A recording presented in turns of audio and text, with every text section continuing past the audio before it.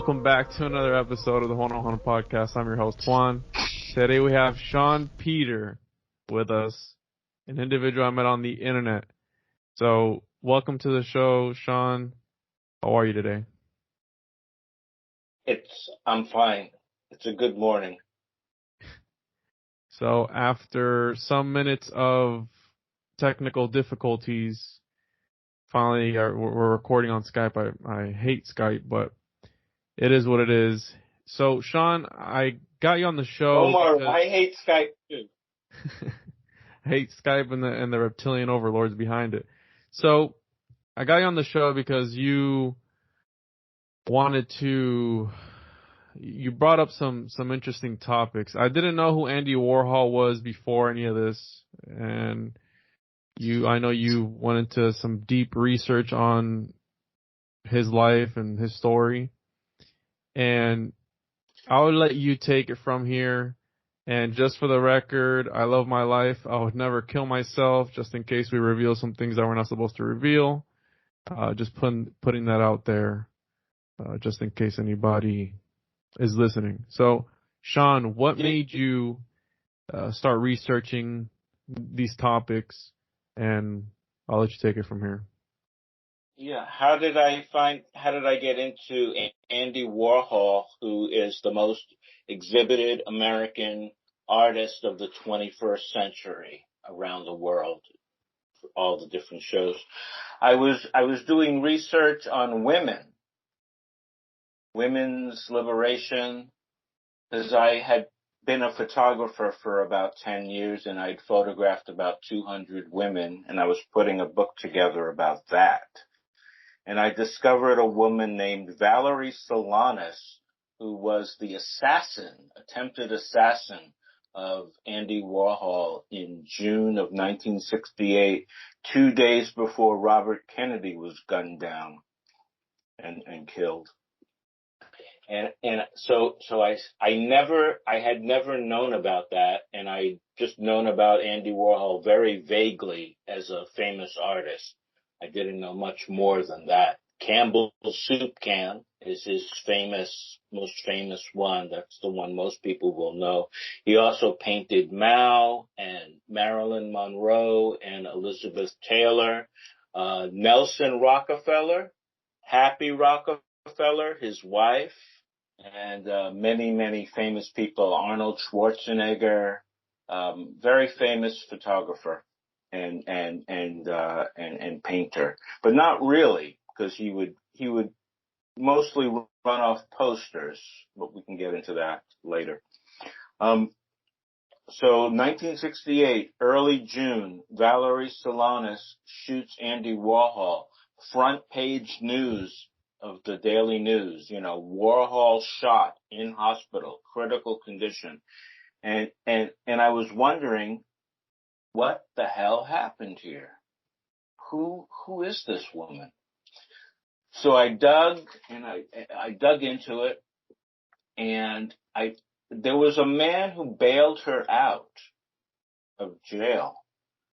And I'm not going to say his last name, because I also don't want to commit suicide. His first name was Dennis, and the full name is in the book. And he bailed Valerie out of jail a few months after the shooting. It was $10,000 bail. So in today's money, that was $60,000. So I said, who is this guy? And why did he bail her out? Who is he? He lived in a house in San Francisco that had earlier in history had been owned by someone in Bohemian Grove, a member of the Bohemian Society. And his last name, his last name is the name of a company in Australia that sells military and police equipment. This guy Dennis was in the military. His son was in the military, and I said it's just too strange. So I think Valerie Solanas was mind controlled, to kill Andy Warhol. But why? Why would you kill a crappy but famous? He was kind of like a reality TV show famous in 1968. I'd say he was at that level. People knew his name. Why would he be killed? Obviously for money, right? So that they could print off more of his posters, sell them as originals, make money, and make a martyr out of him. So you think he was gonna? You said that they plotted to kill him as part of this other sinister scheme. This was all supposed to happen, and it all played out as it did. Yeah. Well. If you look at who was running, who were his handlers? His handlers were Leo Castelli, was the gallery guy, and Leo Castelli was in the OSS, the Office of Strategic Services, which was the precursor to the CIA. So during World War II, Leo Castelli was running around Europe, translating, working at the OSS. He'd been to the training center in Maryland, where another Rockefeller was giving classes, and another guy named Henry Geldzahler from Harvard and Yale. He was also the guy who would tell Warhol to, do this artwork about a shooting, it sounds nuts, but Warhol was like being told what to do. So he did art about the Kennedy assassination. He did paintings of Jackie Onassis. Very strange guy, But How much is this guy worth? Do you have any idea? Good question. When he was killed, well, no, when he actually finally died, he wasn't killed. He died of, I think, his gallbladder. His gallbladder killed him when he was about 55, 57. He died in 1987. And when he died, he was worth close to $1 billion at that time in that money. But wow, a lot of money. In 1987, $1 billion worth of assets. But what was interesting is within a year or two, the Yale, Harvard, Skull and Bones type people had taken over the Warhol Foundation. They went to court and said that the value of his stuff was only $100 million. They did that so that they wouldn't have to give as many donations out, pay as much tax. But it was worth about $1 billion. Intense. So on here you put the question as to why. And again, I had friends of mine make fun of me because I didn't know who Andy Warhol was. I'm not that well versed in the arts, but I do know about the reptilian-esque individuals that you've mentioned the names of. And do you subscribe to the idea that there is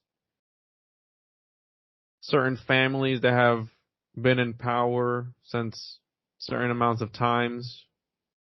Have you talking about? Of course. One of the people on the Andy Warhol Foundation board of directors in the very beginning was a woman named Agnes Gund, Gund, and her family got her money in World War I. They bought a coffee company and they sold it to Kellogg's for millions of dollars in the 1920s. So they captured it in war. They paid next to nothing for it. And then they had Kellogg's stock, which increased in value so that they became, a multi-millionaire family. And the way the corruption works is she was on the Andy Warhol board of directors, but she was also the director of the Museum of Modern Art, which was founded by the Rockefeller family in 1929. So she was able to, move the art into the museum, boost up the price, the usual games that they play. I think a lot of it is for money. Some of it is for evil. I think the evil is a bonus for them. Well, and they do it for the money and for the evil. These individuals, so her net worth is about 3.4 billion back in 2015. Here I'm checking. And wow. So they're billionaires now. Unbelievable. I want to get wow. I want to get your take on this, Sean. I believe that these individuals they truly believe that they can get some sort of power through these acts. Helena Blavatsky talked about their whole thing behind that religion is that, and I'm talking about the Theosophists, I forget the name of it, but they want to embrace the evil and they don't want to suppress it, right? Through all of history and through religion and everything, it's do no evil, right? But these people, they want to embrace it and get to a certain level of evilness to where they become divine. It's this fucked up, weird thinking that they have, and they want to embrace the evil, right? So you're talking about maybe they might do it for evil. It's a bonus for them. I don't know. I think that these people actually believe that if they are able to do these certain acts, right, they're able to achieve some sort of divinity. And by acts, I mean, we all know what the elites here are being accused of doing, right? We hear it all the time. It happens in the Catholic Church a lot. And I truly believe it's these ancient mystery schools of back then. And I read this occult book on it was the astral plane, its inhabitants, and its scenery, something or other. And it was by, I think, C.W. Ledbetter or some shit like that. And when I was listening to the audiobook, I wasn't reading it, listening to the audiobook, he talked about how the reason that they target children and younger people and kids is because their aura is different. Like the way that what they emanate is different. And again, at the end of the day, and when I'm talking about them embracing this evilness, I think that was Manly P. Hall that I heard say that, where they want to bring forth and concentrate and just embrace the evil in things. And just a very dark thought, because they got to be doing it for more than money, I believe, because money is just, I feel like it's this empty thing that we give value to, when at the end of the day it's just a piece of paper, just some IOU by the government. It's not even backed by anything. So that's nothing to them, right? That's just a piece of paper to them, the money. I think that there's more behind it all, and I don't know, but please continue. I looked this lady up and I saw that she's Warhol was a dark and evil motherfucker, man. So propping him up as the best artist in America is an example of propping up evil. I mean, he was surrounded by suicide. He loved it. There was a woman named Edie, and he said to his friend, I can't wait for Edie to commit suicide. I hope I'm there to film it. Christ. He was just a dark, there were, there were rumors of child prostitution. He was like the first person to be a mainstream porn director. He was part of the pushing of pornography in the early 60s. Some of his films were blue movies, and so they propped him up because he was so messed up, so dark. So yeah, maybe I think you're right. I reluctantly agree with you. But what's the solution? What's the solution?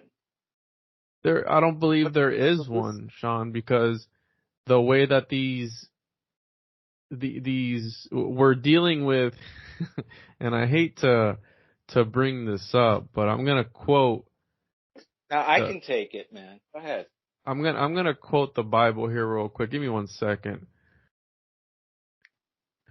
I'm gonna quote the Bible. Book that was written by the Romans. Yes, check this out. It's got some nuggets of truth, right? I like to think of that. But Ephesians 6:12.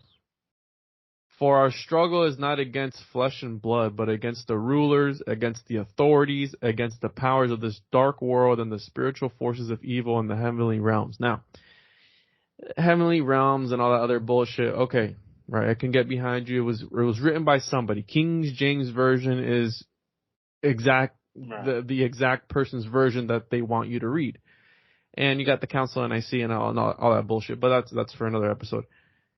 But I believe that there isn't some cure to this because of this, because it's more of a metaphysical, vibrational thing with these individuals that they truly do believe that by doing these acts, they're achieving some sort of they get some otherworldly powers, by you have talks of Gene Orcom and all these different things that the elites do, and right. It's fucked up because you talk about the Romans. It was who was it? Was it anyways one of these Roman emperors? I think it was Nero, that he would command people to commit suicide. Was it Nero? Or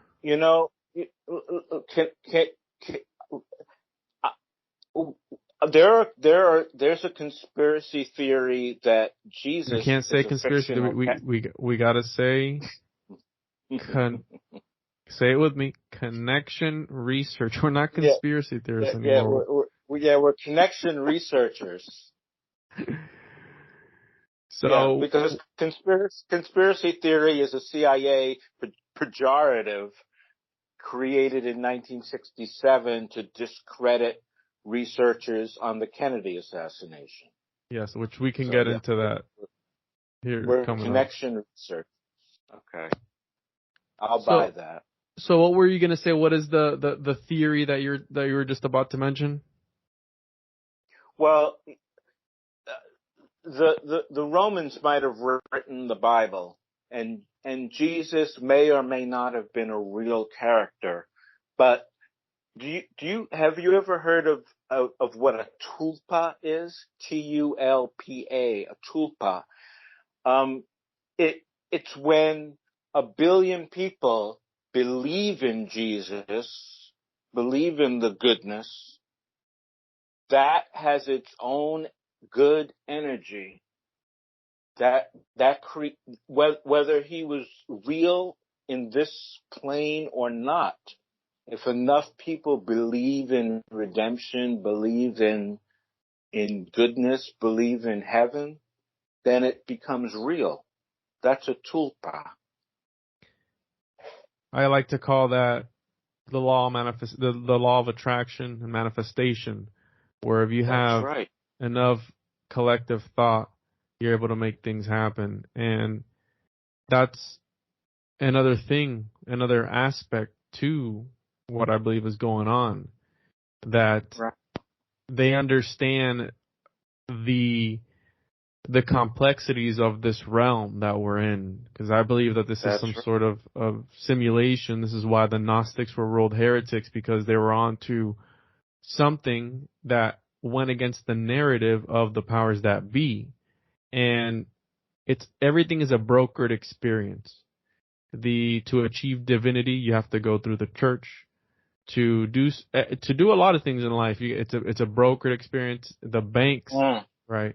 And I believe that's the whole movement that's happening right now with cryptocurrency and all these other things, where it's decentralization. But the powers that be, these lizard people that are in power, once they lose that authority over whatever it is, they get angry. And that's why a lot of people have died all throughout all of history, and it's his story, right? To the victor, the spoils. And we only really learn at the end of the day what they want us to know. And it pains me that a lot of people don't ask these sorts of questions, and they're spoon-fed everything and anything they hear, and they take it 100%. The Dark Ages. This is why Christianity brought on a lot of people. Oh, it didn't. The Dark Ages happened because people took religion to the literal sense of the meaning. Everything. Right. Just because you have a statue of Jesus doesn't make him Jesus. And again, it's a simulacrum and simulation where we give power to these things that are just empty symbols. It's almost like some sort of sigil magic that just locks you into this train of thought, and you're not able to shake it off. Like this, it's like a plague, like an addiction, right? It's very dark when it comes to these sorts. Did you see the movie The Matrix? Oh, of course.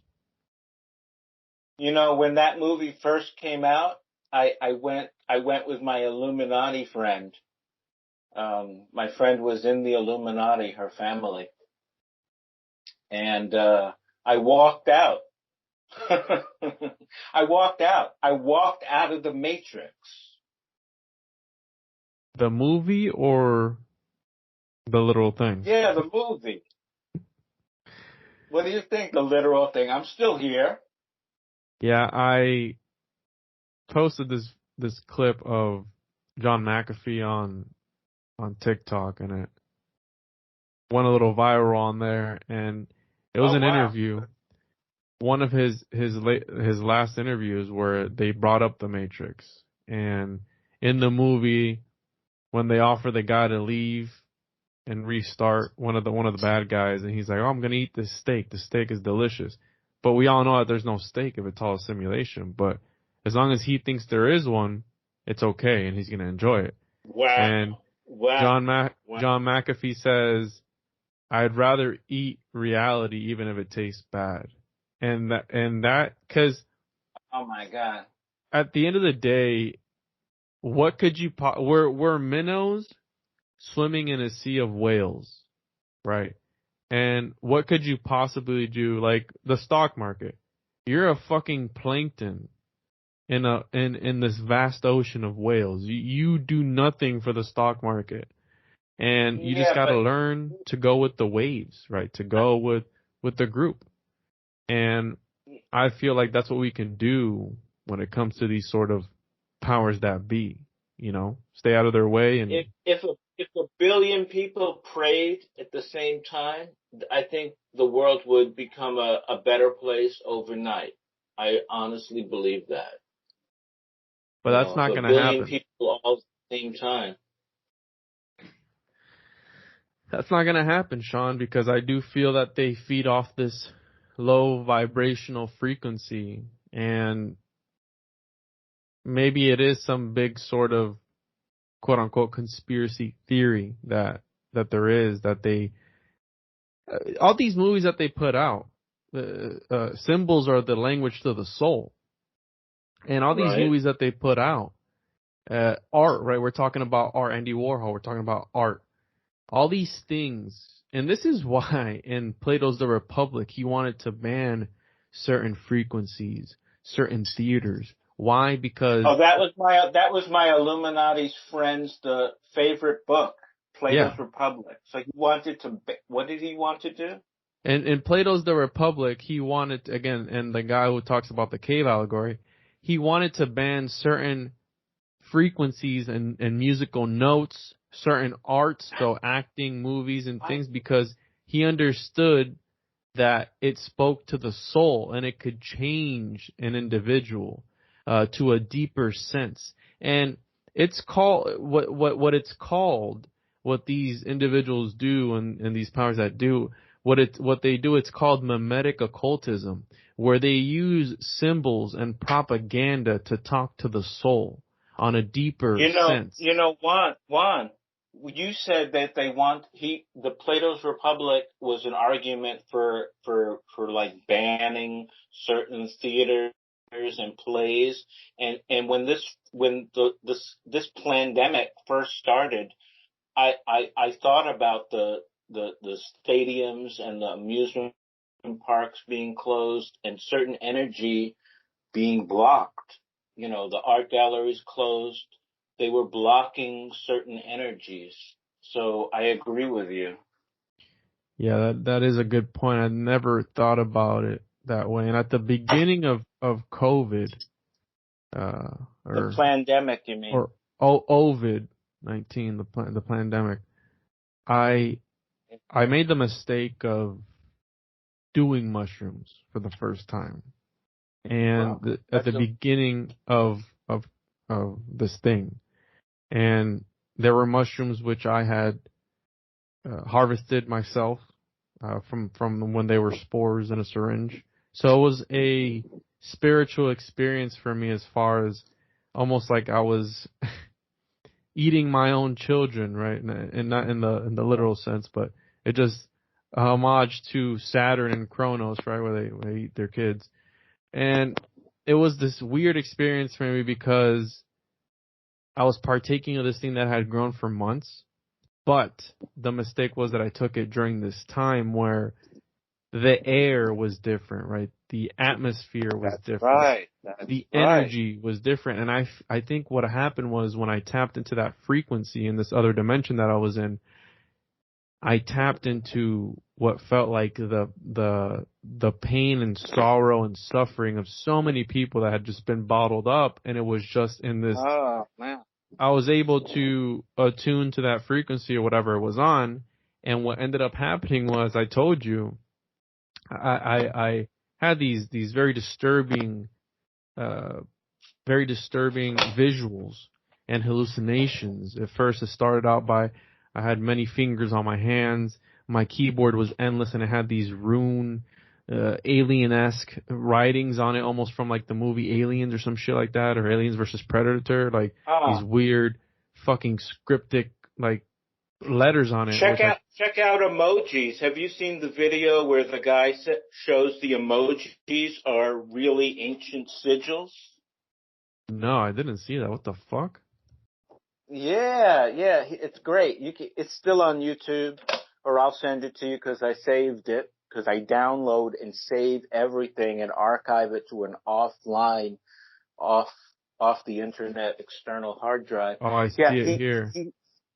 He says that the sigils are actually represent, Crowley kind of, John Dee kind of sigils.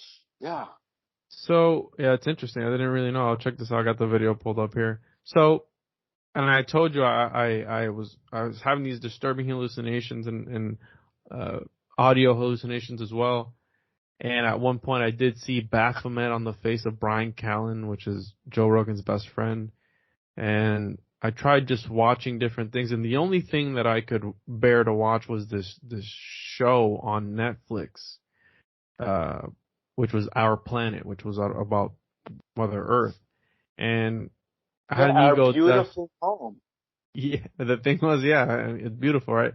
I had this crazy ego death where I came to the realization that humans are just this cancer to Earth and to everything on it, and we don't even belong here. No. We're aliens. No, I don't believe that. I believe, have you heard of the theory of Ea and Enki? Yes. Enki and Enlil, the two brothers. Yeah, the Anunnaki. Yeah, well, one brother hates mankind and wants to destroy it, Mm-hmm. and the other brother, you know, tries to keep us alive. So that's the principalities of the air right there. Yeah, and I love the Anunnaki theory, right? The hypothesis, 'cause it's not a theory, and to point out the difference between a theory and a hypothesis is a theory can be proven scientifically, and a hypothesis is just an idea. And Mm. so I love that idea of the Anunnaki, and we were genetically modified, and but then another part of me says, if these entities are all powerful, what would they need us for, right? If I feel like, Can I answer that? yeah, go ahead. What are your thoughts on that?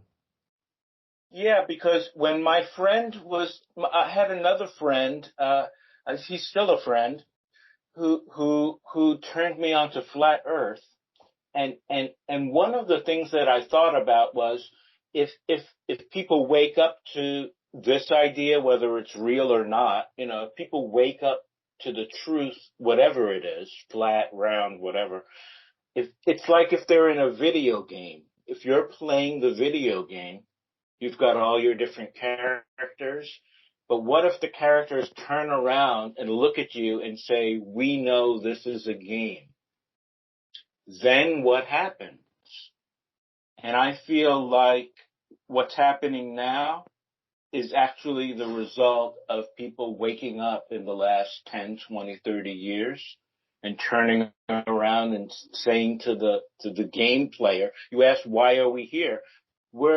If we're in the game, in a simulation, that's our role, is to be entertainment, like in the Truman Show. But what happens when the game pieces turn around and say, "Hey, we know it's a game"? Yeah, and I want to say that there's a movie like that, isn't there, where they know that they're, or I Yeah, might the just be. Truman Show. No, The I know about Truman the Truman Show. Show, Jim Carrey. but it makes me think of the double slit experiment, right? And what a lot of people fail to know is that you as an observer, and this is why I believe in the law of attraction, and that we have more power than we know, is because the actual observer changes the outcome of this experiment, right? Of how the atom reacts by you either That's looking at it or not. It acts differently, almost like it's like the sentient being that knows it's being watched, right? And it's like, well, isn't an atom? It can't think. Well, can it? Because when it knows when it's watching, when you're watching it, and it knows when you're not. And you talked consciousness. about a Yeah. video game, just like Grand Theft Auto, when you're running and the map is loading as you're going. Who the fuck knows if that's what our reality is like? And it's only when we're actively looking around is it's just the map loading out and just reality. And behind all that, it's just, who knows, numbers and or vibrational frequencies or whatever the fuck this is.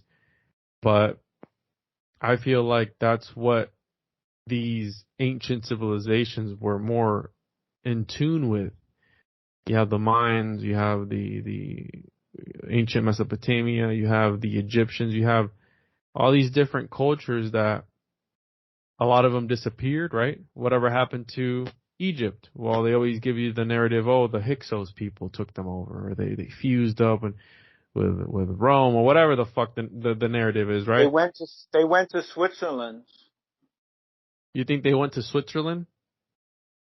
Yeah, the Phoenicians went to Switzerland. Uh, There's some good. The Central Intelligence Agency channel on YouTube talks about that. do you subscribe to the Tartarian Empire idea? I've been looking into it. I'm not so sure that all those beautiful buildings are that ancient, but there's a lot of hidden history. I believe that. I know that. There's a lot of things we don't know. Yeah, I believe so too. I believe, and it's like this power thing, right? Where they have power over you, just how Jeffrey Epstein had the paintings of Bill Clinton in a dress, and he also had this other painting of George Bush playing with blocks. It's almost like this humiliation thing that we see, especially nowadays. I feel like, for example, Elon Musk the other day was on an they did the conference word about Bitcoin, which was the B word. And I remember one of the lines that he said was, because a lot of people have accused him, even myself, of manipulating the cryptocurrency markets. And one of his lines on there was, I lose money too. It's not like I like when it goes down. Because he's said some comments on Twitter and social media where he's made people to believe that either Tesla sold Bitcoin or they didn't, and that drove the price way down. But it almost made me think, I'm like, what if his handlers were like, hey, you got to do some humiliation ceremony or ritual or something like that. You got to act like a dumbass and make Bitcoin crash. Who the fuck knows what these handlers Yeah, ask these right. guys to Well, do? You know what I mean? So well, you mentioned Grand Theft Auto. So one of the guys who was an early backer of Warhol as far back as the 60s, and he had been to St. Moritz, Switzerland, learning the art trade in the 60s, and then he backed Warhol. And then in the 90s, he bought Grand Theft Auto. He bought the company, and he set his son up, and he did some stock swindling. They stole millions of dollars, faking around stock options was the thing. They backdated stock options. So they were playing with that. His son took the hit for that. And his son died at 50 years old. So they sacrificed their own children. You are right. You've mentioned this before. Was he? I mean, I know you don't. His first name is Peter. I don't want to commit suicide by saying his last name, but he owned, and it's in the book. It's in the Anti-Warhol book. So he owned Grand Theft Auto. He put his son in the CEO position or in the power position, and they backdated stock options, made a couple of $1 million. They got caught, and his son took the fall.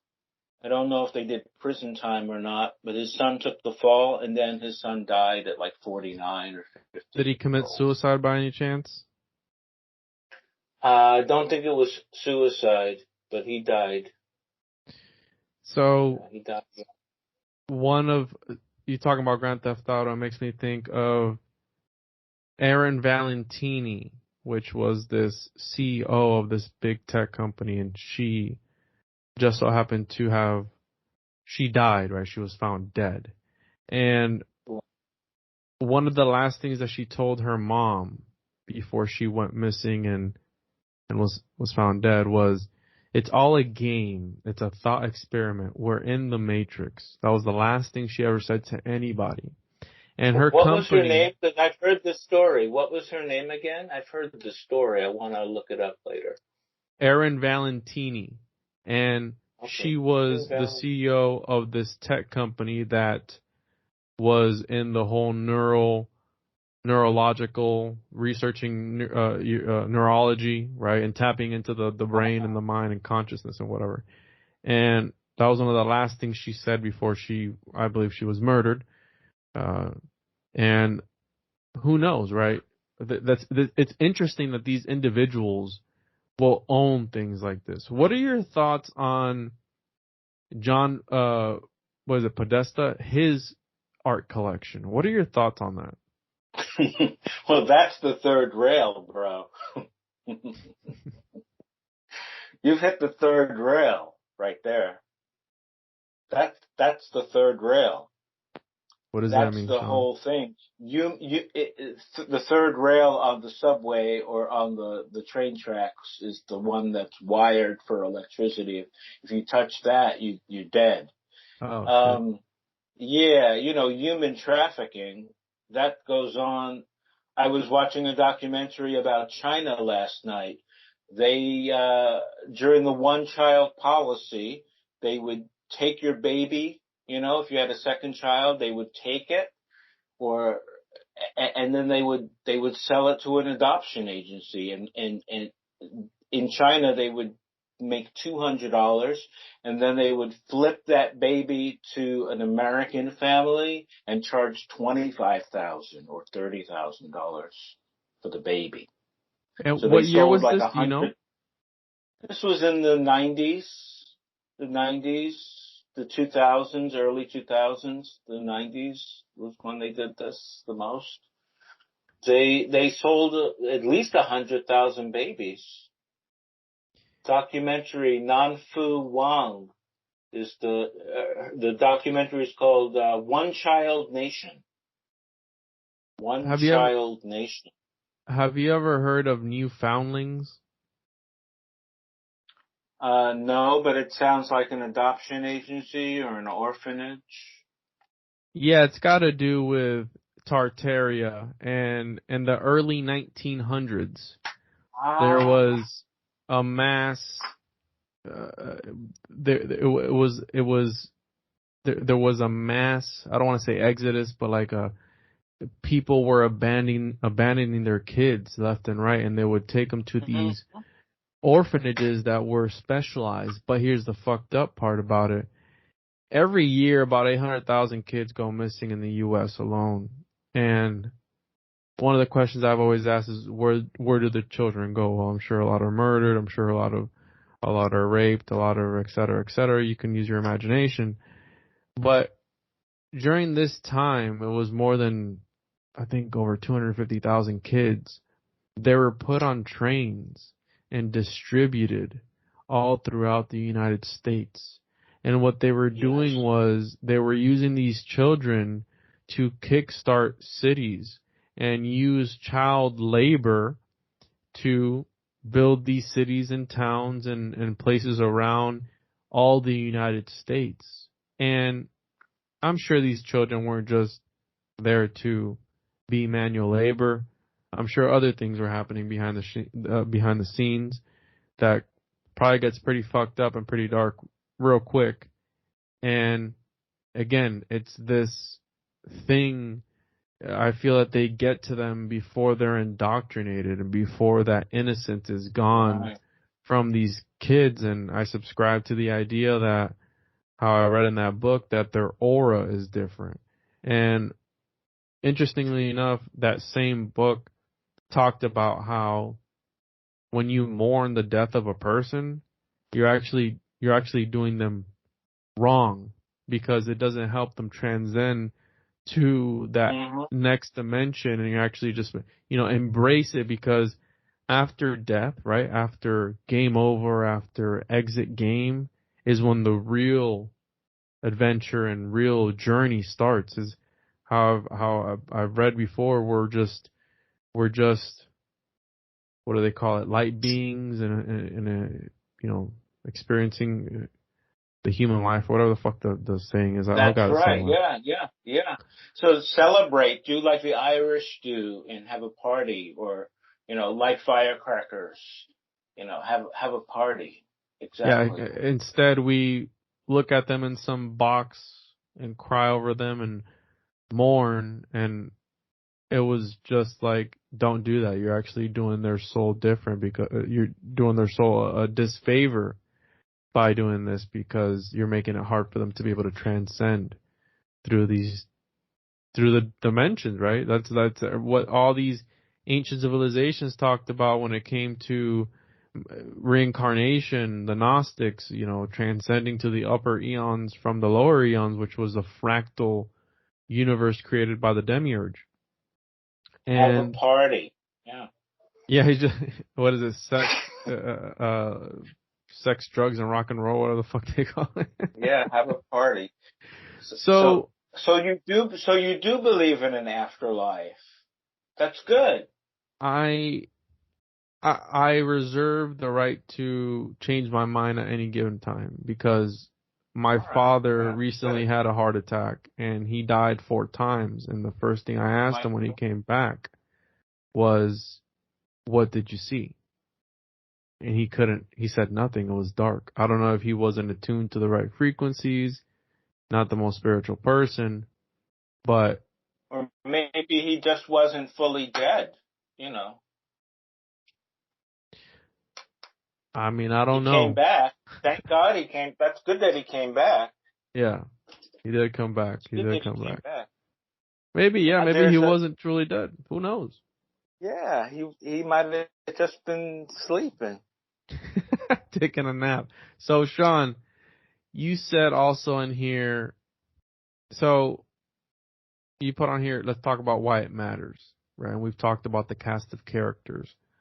So why does it matter that these, and I want to get your take on this, that these individuals are in power doing the things that they're doing for whatever their reasons are? Why does it matter? Well, some people say it's a test, right? It's just an experience. It's just a test. It's a test of our faith, you know. So perhaps that's the correct theory. We'll find out. So you subscribe to this, to God?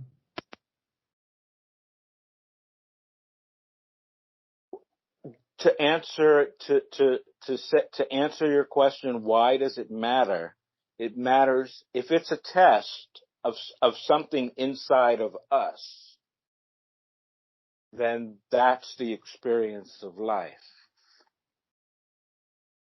You know, are we going to pass the test? Are we going to be good to other people? Are we going to care about other people or not? So pretty much don't be a piece of shit. The 10 Commandments, care about the 42 others. laws of Ma. Yeah. You know? Yeah, sometimes, you know, how do you deal with other people? Do you think of them? Oh, I want to get in touch with this person. Oh, maybe it's better not to get in touch with them. For them. Don't think about yourself. Think about the other person in everything. Even when you're doing business, you know, what does the other person need? Don't think about the money. Think about how are you going to satisfy that other person's goals. It's interesting you say it's not about the money, right? Yeah, don't think about the money. The money will come. Who is it? The baby brings its own bread. Was what somebody told me a long time ago. Was that Warren Buffett that said, oh, here we go. So he says, money is not everything. Make sure you earn a lot before speaking such nonsense. and Ted Turner said, being wealthy is an empty bag. All that money, it's an empty bag. I pulled up a quote here. It says by Solomon. Is that Solomon in the Bible? Money is the answer for everything? Is that? Did you say that? Yeah, well, the guy from the Solomon Brothers might have said that. The Solomon Brothers. I don't know who that is. So, Sean. Oh, wait. The Solomon Brothers. The Solomon Brothers are a big investment house in New York. And during 9/11, when the BBC was doing their report, she said the Solomon building has collapsed, building 7. And the only problem was it didn't collapse for another 30 minutes. So when she gave the report on the BBC, the building was still there. Yeah, so the Solomon Brothers, building 7. That was an inside job, and it was a controlled demolition by the government, right? Whether you want to believe that or not. And the powers that be. The powers that be, yeah. And you put on here that all this relates in some way to the JFK and RFK assassinations. How so? Well, it was just curious that Warhol was killed 2 days before, uh, Bobby was killed. I think the Kennedys were inside. John Kennedy, the president, was taking LSD in the early '60s. He was all the way out there. I think he was gonna blow the lid on the whole thing.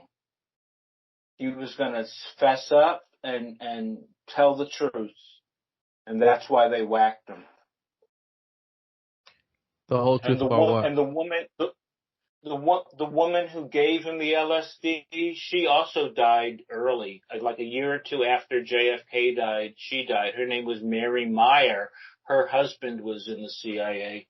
Um, the whole truth about what's going on in this world, who's running it. Do you Yeah, believe JFK was going to snitch. they're shape-shifting reptiles? I've never seen one, thank God. Have you ever seen a baby pigeon? Yes, I've seen many pigeons. Yeah, Have you seen a baby pigeon? a baby pigeon. Have you ever seen a baby Oh, like pigeon a ever in your really. life? That's funny because no, I haven't. Yeah, that's right. Pigeons are part of the CIA too. They're they're drones. That's why they go on the electricity lines. They're charging. They got wireless charging. That's what this whole Yeah. thing was for, to be able to do a firmware update on the pigeons. People laugh when I tell them that, but that shit's true, man. I've never seen a baby pigeon ever I've never seen a pigeon nest ever in my fucking life. For all I know, they don't exist, right? It's I'm that, gonna go look for the nest because there's pigeons in the park right, near me, and I'm yeah. I'm gonna look for the baby pigeons because now would be the time, right, in the early summer. Yeah. So, you said we can talk about China. Big news is happening. What's up with China? What's the big news? Are you allowed to talk about it? Well, a little bit of context: the Cultural Revolution. In a little bit of context, maybe a 1 minute of history lesson here. When Mao took over in 1949, 1957, he said, let's increase steel production by melting down all of our pots and pans. I mean, the guy was an idiot. Um, In 1959? Yeah, late 1950s, he said we're going to increase steel production by melting down all the pots and pans. He also had people killing all the birds. He didn't Told you. like bird shit. He didn't want bird shit on his train, so he told the whole country to kill birds, and that's how the famine started. Millions of people died, and then in 1966 he had the Cultural Revolution where they killed or exiled all the teachers, and they closed the schools for 10 years, and it was total madness. And I lost. So looking at that, that's the connection. They basically cut down anyone who was successful in the late '60s. The teachers, the landlords, they all had to suffer. And what's happening now is all the billionaires, Jack Ma, Alibaba, Mm-hmm. uh, Didi is the Chinese Uber. All of these companies, the CEOs are being sent to prison, or the companies are being like cut off at the knees, and it's all happening from the top down. So China is a mess, and that's the story. I mean, the stock market is all the big companies over there are being busted. They're kicking out all the English teachers. They don't want any foreigners there. And my feeling is that might mean that war is coming. Because if they're going to war with the West, they want to have as few foreigners there as possible. Yeah, it's been going on ever since COVID-19 started, right? They were like pushing people out. And they said if you... This has gradually started since 2013, since the new president of China came in. He's gradually been ramping up the nationalism, the South China Sea. Mm-hmm. They took over Hong Kong. Now they want to take over Taiwan. And you know, in a certain way, you can understand it. The British took Hong Kong because they had all the Chinese hooked up on opium for 100 years. And opium is what paid for Harvard and Yale's buildings in the 1800s. So you can understand China's not liking the West. I get it. I do. Yeah. I understand that part of it. But also it's a pretty terrible, you know, group of people running that country. So they're going to use this history for their own advantage, for evil, right? A war is only going to make people suffer. It's not the solution. The way I see it, and I subscribe to this idea that how we talked about earlier, it is a game, right? It's all part of this Right. There's NPCs and you're the main character in this quest. And I feel like it is the real Game of Thrones. And I want to say that there's nothing that we can fucking do about that, right? I can't control the United States getting into a war in the Middle East or not, or with China or whoever it is. We can't. I can't stop. We can't stop it. No matter what. Yeah. Yeah. Yeah. History has its destiny, has its fate. Yeah, and the more technological we get, and Jeffrey Epstein and a lot of these elites, they're very transhumanistic, right? It's Elon Musk, right? He talks about wanting to Neuralink. He wants to just give up to the AI. Jeffrey Epstein was also real big on transhumanism. He funded a lot of scientific research, and especially research that had to do with little kids, right? He had this doll, this AI doll that he helped fund, and it was a doll designed for little girls, and it would learn. Yeah, there's a movie called the good movie Artificial Intelligence by Steven Spielberg. Is about that, and I saw that movie with my Illuminati friend, and my Illuminati friend 20 years ago told me I want to have a chip in the back of my neck so that I can be connected to you know, all intelligence in the world. So that's where transhumanism is heading. And it's scary. I think we're close to getting to where they want to be. I feel that it's getting to very, you know, Orwellian heights, everything. The more we dive into that, it's like they want to control what you, and literally, quite literally, edit history in real time. Like, and lately I've been thinking, and I want to get your input on this, and the Tiananmen Square massacre, if you look online, there is, I know there was a video of the guy getting run over by the tank, right? But the ones that I'm seeing, he didn't get run over. Juan, he stood in front of the tank. He climbed on top of the tank. What happened was it was just a massacre had happened the night before, where they had killed, you know, the estimates range. They killed up to 10,000 students who were camping out on the square for democracy.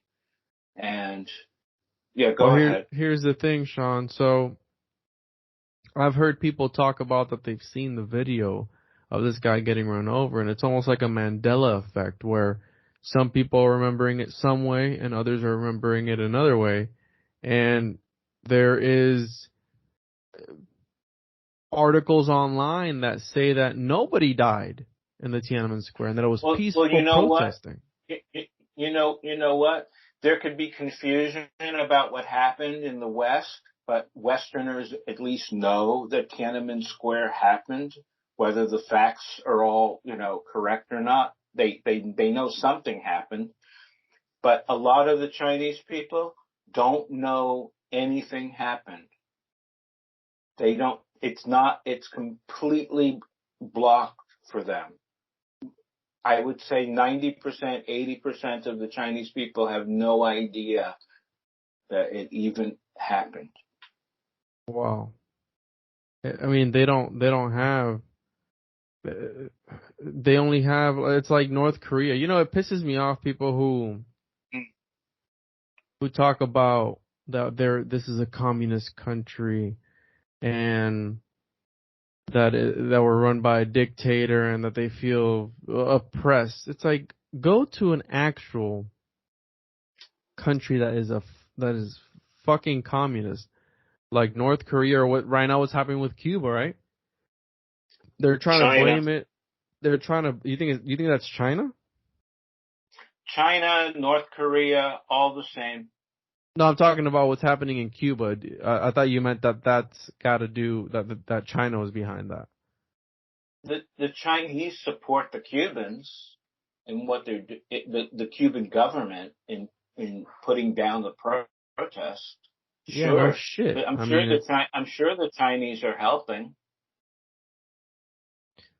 I don't know about that. I mean, Yeah, oh yeah, they're telling them cut off the internet. You know, maybe they're sending a couple of their facial recognition cameras over there, installing them, building a social score on people. Yeah, that's what they do. and what are your thoughts on this whole? Did you see France passed a law to have what is it, vaccine passports legal? A lot of French protesting that. The military, the French President Macron, I think his name is Maricon Yeah, or yeah, Macron. Is it Marcon. Maricon? Is it Maricon or Yeah, Marcon? probably. Marcon, I think. I get it confused. His own Secret Service has stood down, according to rumor. You know, Yeah, his own internal guard doesn't like what's going on. So there's yeah. that battle is not finished yet. That story is not finished. Well, here's the thing. So, who was I listening to? I was listening to an individual on YouTube. I think it was Robert Seffer, I think it is. And he talked about in the movie Star Wars, the stormtroopers. No, it wasn't Robert Seffer. I'm thinking about somebody else. This guy was talking, he said, I didn't think the stormtroopers look goofy in those costumes, right? And the costumes that they Right. wear, their full body armor. And then he put a picture of modern day police. He said, well, before putting the picture, he's like, I didn't think anybody would put on such a ridiculous thing to be in the streets. And then he showed a picture of modern day police, and they look just like the stormtroopers. And he's also like, the stormtroopers. I'm relating this as the stormtroopers. They were programmed, right, and they were bred to kill and follow directions. But I'm thinking about how many cops today would actually go through with that, or the armed services, or the armed forces. How you're saying that their own guards aren't. I've met a lot of good police people, a lot of compassionate, merciful, human beings Yeah. Do you who think that's who why they pushed the who whole Black Lives Matter and all this other bullshit that's come up, oppressing the police and putting them down? Do you think that's why they do that? To discredit the people that are the good people who are trying to actually help and better society? Do you think this is all yeah, part of like an ulterior all motive? all of those things come from on high. Yeah, it's all like game planning. Yes, it's divide and conquer. Hegelian dialectic. Yes. Problem, reaction, solution. Yes. And No, the police are good. Most of the police are very good people. And so there's a hope there, right there. And most of the people that I've met that have been in the army, the armed forces, they're also good people with good hearts. And again, don't get me wrong, I 100%, I feel like there are some bad apples, right? How maybe the Knights Templar, maybe the people worship, the individuals in that organization were the bad apples, the rotten apples worshiping Baphomet. Just how throughout all of history, there's always been those bad apples, but all it takes is one wrong for you to be remembered for that for the rest of your life, right? You can be the best person in the world and you accidentally murder somebody by whatever reason, and you're not going to be known for anything else other than that you fucking murdered somebody. Right? Like OJ. Imagine being OJ. He'll go around for the rest of his life constantly being reminded, like, I mean, I think he did it, but hey, you fucking killed someone. There's a documentary on that. Yeah, I saw it. The theory that his son did it, and he covered for his son. I don't know, but again, I talked about these initiation rituals, right? That they have to do certain things to be accepted into. You know, a lot of people don't even believe in the Bohemian Grove. A lot of people don't know about the Bohemian Grove, but it's like I've been to the Bohemian Grove. It's a real thing. It's a real fucking thing. I've been to the Bohemian Club, and I've seen the owl, and I played golf at the Bohemian Grove golf course, and there was a nice owl statue on every hole.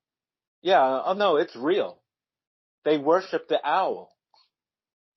And the owl, is it symbolic to Moloch? Is that who they worship?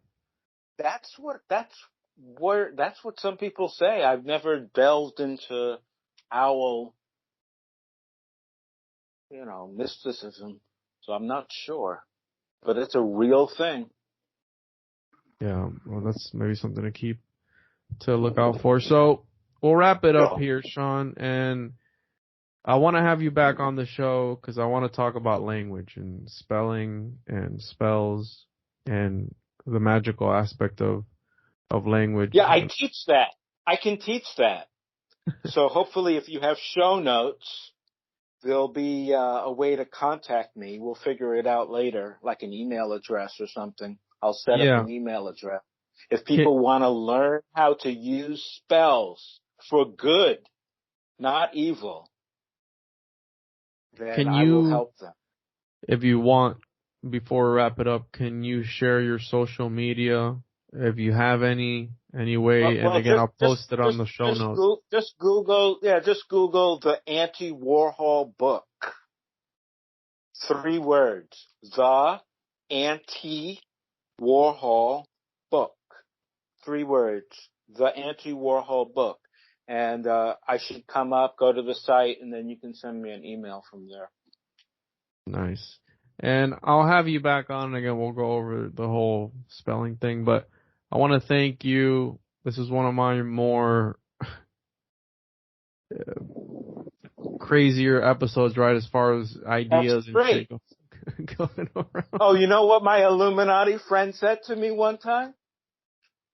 Nah, I won't. I'll tell you if you send me a message.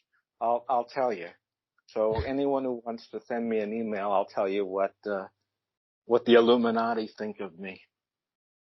Yikes. And I wear it proudly. I wear the badge proudly.